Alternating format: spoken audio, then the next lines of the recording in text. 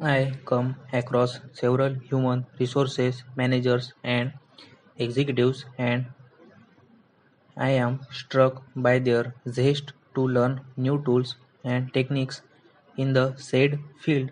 They are constantly looking out for something new, though the preference usually for applied areas rather than the theoretical side. At the same time, members of their organization are not exactly appreciative of the role of managers. Vice versa, the members in many organizations, human resources, receive more brickbats than praise. Sometimes others are less uncharitable towards human resources.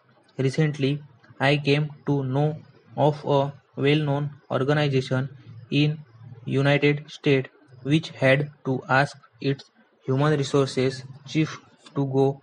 The reason was that he never listened to the employees' side on any issue. Fed up with his intensity, the employees were on the verge of forming a union where none existed before. A senior manager of a company well known for its enlightened and progressive policies gave the entire credit for the culture to the leadership and not to their human resource.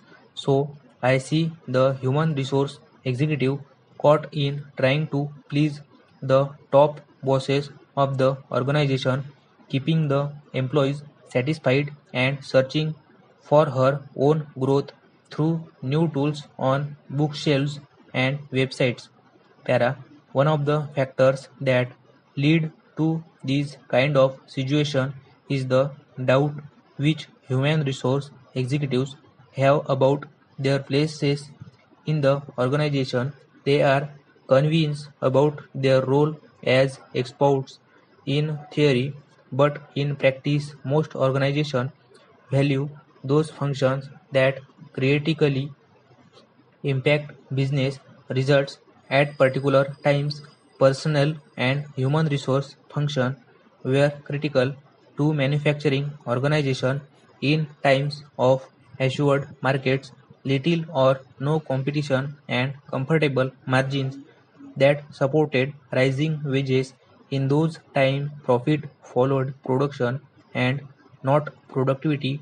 Production followed availability of inputs including labor. Para, look at today's software and BPO companies. They pay much higher salaries with a liberal sprinkling of perks and comfortable environment. Work progress demand less of supervision and more of monitoring. Workforce is younger and much better educated in most cases. Jobs are not for lifetime.